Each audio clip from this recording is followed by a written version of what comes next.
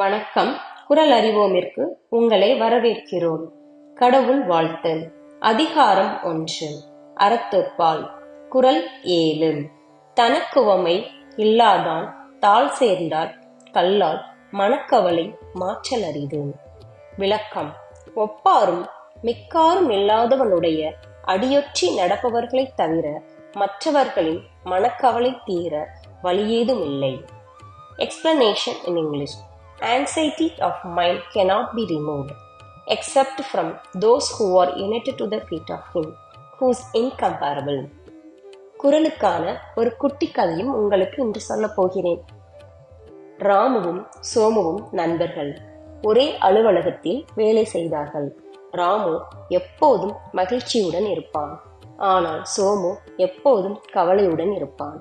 ஒரு நாள் அவர்களின் மேலதிகாரி அவர்களை அழைத்து இந்த வருடம் ப்ரமோஷன் மற்றும் சேலரி இன்கிரிமெண்ட் இல்லை என்பதை தெரிவித்தார். ராமு கொஞ்சம் கவலையுற்றாலும் சந்தோஷமாக வீட்டிற்கு சென்றான். சோமுவோ பெரும் கவலையுற்று கோபத்துடன் வீட்டிற்கு சென்றான். அவன் குடும்பத்தினரும் கவலையுற்றனர்.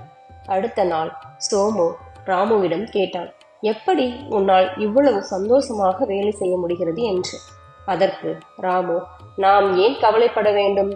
நான் ஒவ்வொரு நாளும் எழுந்திருக்கும் பொழுது நேற்றைய கவலையை கடவுளிடம் விட்டுவிட்டு இன்றைய நாளுக்காக நன்றி சொல்லி இன்றைய வாய்ப்பை சந்தோஷமாக எதிர்கொள்வேன் என்றான். நாமும் ராமு மாதிரி நேற்றைய கவலையை கடவுளிடம் விட்டுவிட்டு அடுத்து வரும் வாய்ப்பை சந்தோஷமாக எதிர்கொள்ள வேண்டும்.